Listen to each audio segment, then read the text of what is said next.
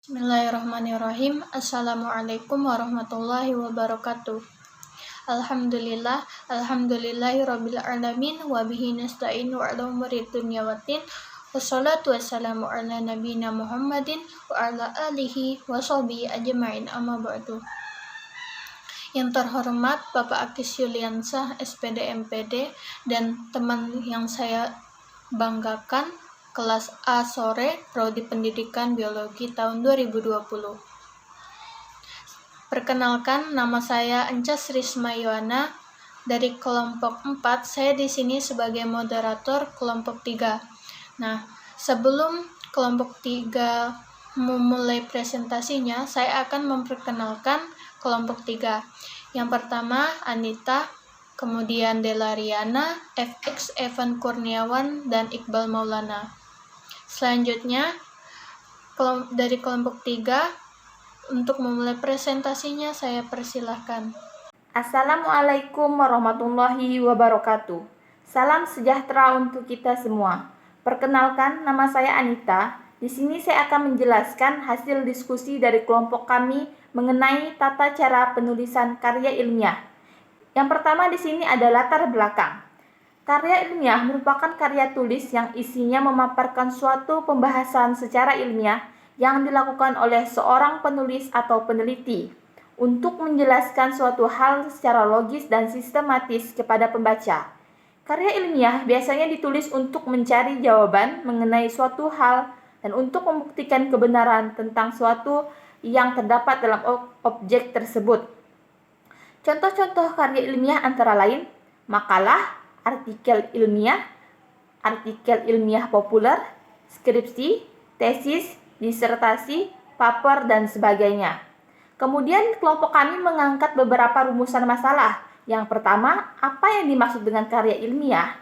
Yang kedua, apa tujuan dan manfaat dari karya ilmiah? Yang ketiga, apa karakteristik dari karya ilmiah? Yang keempat, apa jenis-jenis karya ilmiah? Kemudian kami juga mengangkat beberapa tujuan. Yang pertama, mengetahui pengertian dari karya ilmiah. Yang kedua, mengetahui tujuan dan manfaat dari karya ilmiah. Yang ketiga, mengetahui karakteristik karya ilmiah. Yang keempat, mengetahui jenis-jenis karya ilmiah. Setelah rumusan masalah dan tujuan, kemudian di sini ada pembahasan. Yang pertama ada pengertian karya ilmiah. Menurut Eko Susilo, karya tulis yang diperoleh sesuai dengan sifat ilmiah dan didasarkan pada observasi, evaluasi, penelitian dalam bidang tertentu dengan sistematika penulisan bahasa bersantun, dan isinya dapat dipertanggungjawabkan kebenarannya atau keilmiahannya.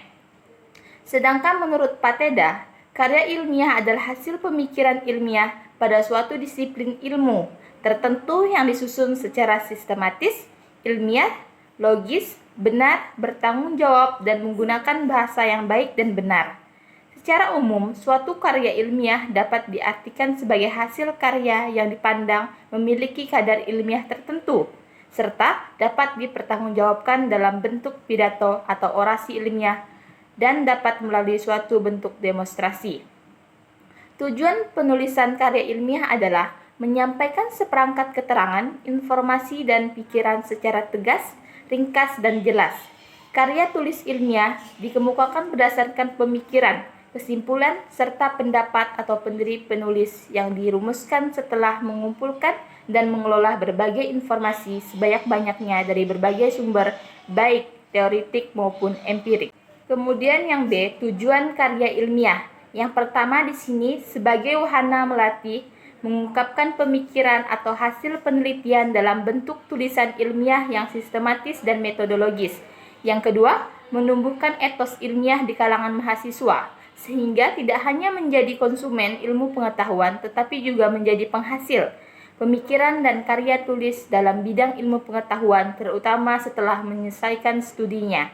Yang ketiga, karya ilmiah yang telah ditulis itu diharapkan menjadi wahana informasi pengetahuan antar sekolah dan dengan masyarakat atau orang-orang yang berminat membacanya.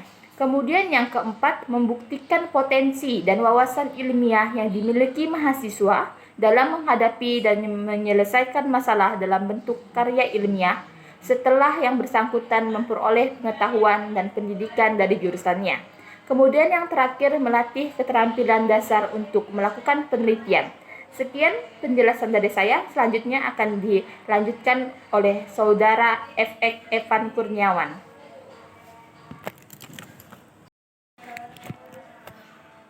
Salam sejahtera untuk kita semua.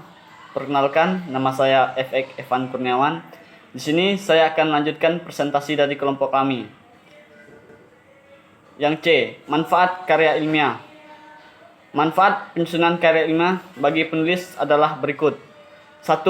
Melatih untuk mengembangkan keterampilan membaca yang efektif. 2. Melatih untuk menggabungkan hasil bacaan dari berbagai sumber. 3. Mengenalkan dengan kegiatan kepustakaan. 4. Meningkatkan perorganisasian fakta atau data secara jelas dan sistematis. 5. Memperoleh kepuasan intelektual. 6. Memperluas cakrawala ilmu pengetahuan. 7. Sebagai bahan acuan atau penelitian, pendahuluan untuk penelitian selanjutnya. Yang D. Karakteristik karya ilmiah. Ada 8 karakteristik karya ilmiah. Yang pertama, mengacu kepada teori. Karya ilmiah wajib memiliki teori yang dijadikan sebagai landasan berpikir, kerangka berpikir, atau acuan dalam pembahasan masalah. Yang kedua, berdasarkan fakta. Setiap informasi dalam kerangka ilmiah selalu apa adanya, sebenarnya, dan konkret.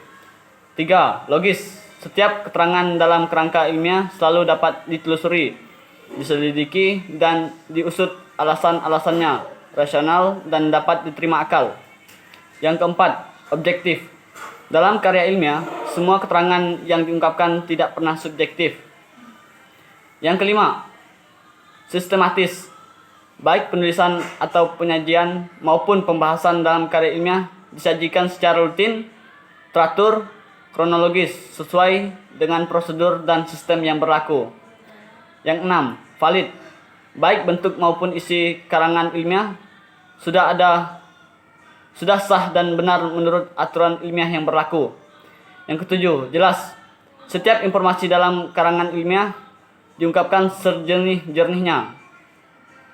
Yang delapan, baik penyajian maupun pembahasan dalam karangan ilmiah dilakukan secara cermat, teliti, dan penuh kehati-hatian. Assalamualaikum warahmatullahi wabarakatuh. Salam sejahtera untuk kita semua. Perkenalkan, nama saya Delariana. Saya akan melanjutkan presentasi dari kelompok kami tentang jenis-jenis karya ilmiah. Yang pertama yaitu artikel ilmiah. Dalam istilah jurnalistik, artikel adalah tulisan berisi pendapat subjektif penulisnya tentang suatu masalah atau peristiwa. Dalam konteks ilmiah, artikel ilmiah adalah karya tulis yang dirancang untuk dimuat dalam jurnal atau buku kumpulan artikel yang ditulis dengan tata cara ilmiah dan mengikuti pedoman atau konversi ilmiah yang telah dipakai. Artikel ilmiah diangkat dari hasil pemikiran dan kajian pustaka atau hasil pengembangan proyek. Itu tentang pengertian artikel ilmiah. Kemudian, sistematika artikel. Yang pertama yaitu judul, nama penulis tanpa gelar akademik, kemudian abstrak atau rangkaian tulisan gambaran umum isi artikel. Kemudian kata kunci. Selanjutnya pendahuluan, latar belakang masalah, dan rumusan singkat. Terdiri dari 1 sampai 2 kalimat, pokok bahasan dan tujuannya. Kemudian kerangka teori atau kajian teori, dasar teori yang menjadi acuan. Pembahasan, kupasan, analisis, argumentasi, komparasi, keputusan dan pendirian atau sikap penulis. Penutup, berisi simpulan dan saran, kemudian daftar pustaka. Yang kedua, makalah. Makalah adalah karya tulis ilmiah yang menyajikan suatu masalah yang pembahasannya berdasarkan data di lapangan yang bersifat empiris objektif. Makalah biasanya disajikan dalam sebuah seminar atau dipresentasikan di kelas. atau tugas perkuliahan. Sistematika makalah ada 3 bagian. Yang pertama, pendahuluan atau bagian awal. Yang kedua, pembahasan, bagian inti dari makalah tersebut. Kemudian yang ketiga, kesimpulan atau bagian penutup. Yang ketiga yaitu kertas kerja. Kertas kerja atau work paper pada prinsipnya sama dengan makalah, namun dilihat dengan analisis lebih dalam dan tajam, dan dipresentasikan pada seminar atau lokakarya yang biasanya dihadiri oleh ilmuwan. Kertas kerja itu menjadi acuan untuk tujuan tertentu dan bisa diterima atau dimentahkan oleh forum ilmiah. Yang keempat yaitu paper.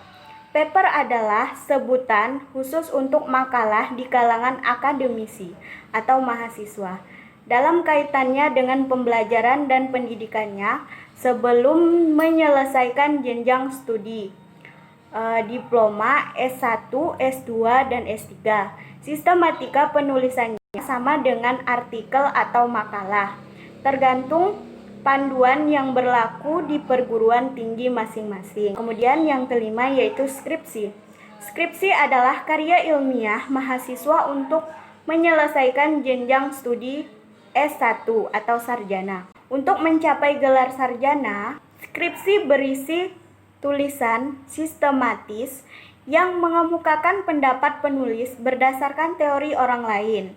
Pendapat yang diajukan harus didukung oleh data dan fakta empiris objektif, baik berdasarkan penelitian langsung atau observasi lapangan atau percobaan di laboratorium.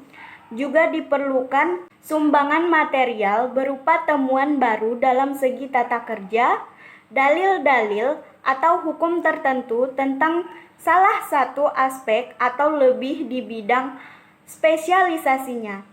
Tujuan penulisan skripsi adalah untuk melatih mahasiswa dalam menerapkan pengetahuannya melalui pemecahan dengan bidang studi. Penguasaan mahasiswa terhadap skripsi yang ditulisnya merupakan materi utama ujian skripsi yang biasanya memiliki bobot 6 SKS. Kemudian yang keenam yaitu tesis. Tesis adalah karya tulis ilmiah mahasiswa untuk menyelesaikan jenjang studi S2 atau pasca sarjana, yang sifatnya lebih mendalam dibandingkan dengan skripsi. Tesis mengungkapkan pengetahuan baru yang diperoleh dari penelitian sendiri dalam mencapai gelar magister. Selanjutnya yang ketujuh yaitu disertasi.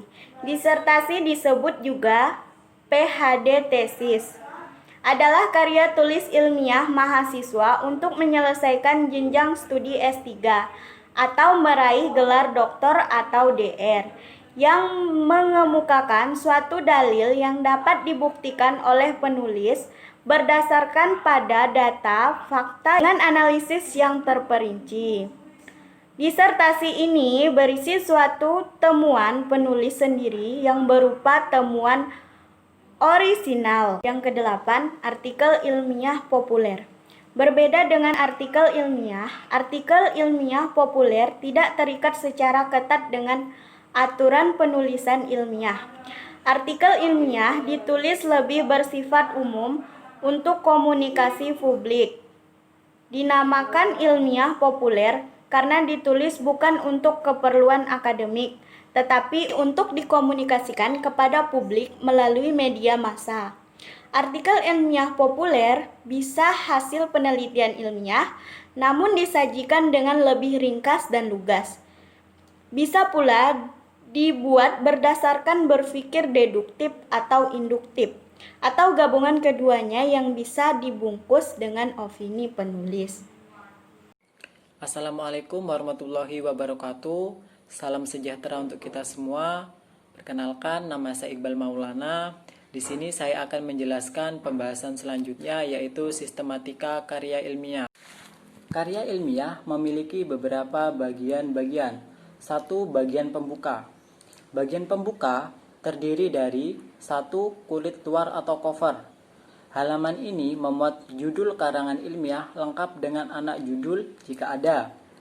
keperluan penyusunan, nama penyusun, logo, lembaga pendidikan, nama lembaga pendidikan, nama kota, dan tahun penyusunan.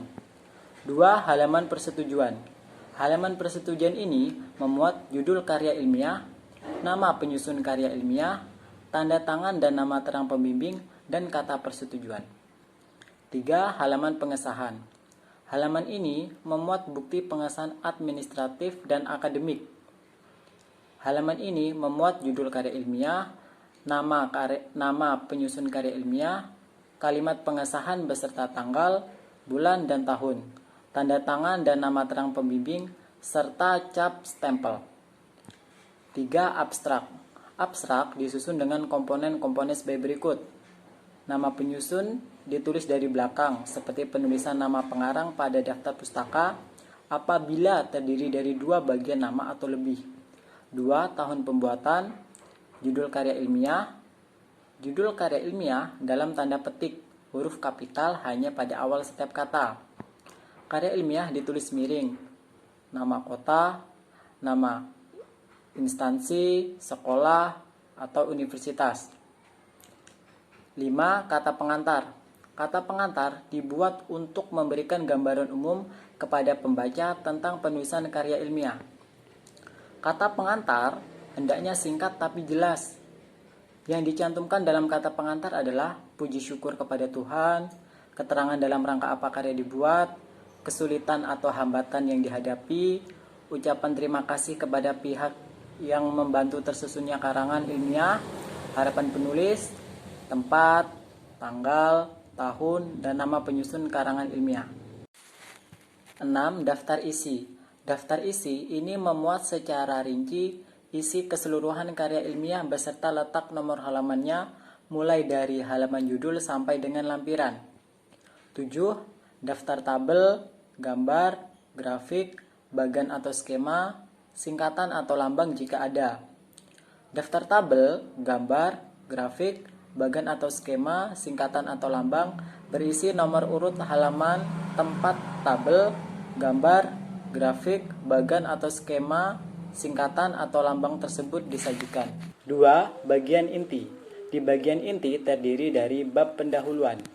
Di bab pendahuluan terdiri dari 1. Latar belakang masalah.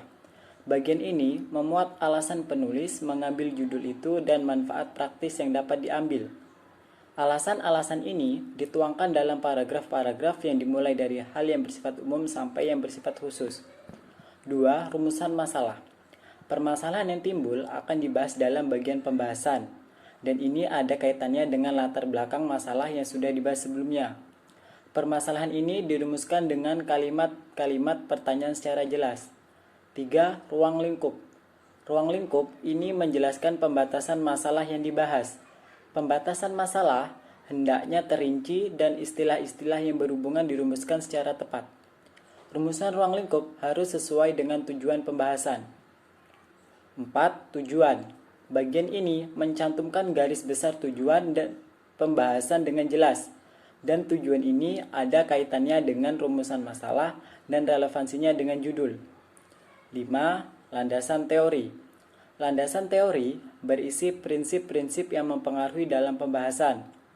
Teori ini juga berguna untuk membantu gambaran langkah kerja sehingga membantu penulis dalam membahas masalah yang sedang diteliti secara mendalam. 6. Hipotesis. Menurut Kamus Besar Bahasa Indonesia, hipotesis adalah sesuatu yang dianggap benar untuk alasan atau pengutaran pendapat, teori, proposisi, dan sebagainya. Meskipun kebenarannya masih harus dibuktikan. Dengan demikian, hipotesis merupakan kesimpulan atau perkiraan yang dirumuskan dan untuk sementara diterima, serta masih harus dibuktikan kebenarannya dengan data-data otentik yang ada pada bab-bab berikutnya. 7. Sumber data atau kajian pustaka.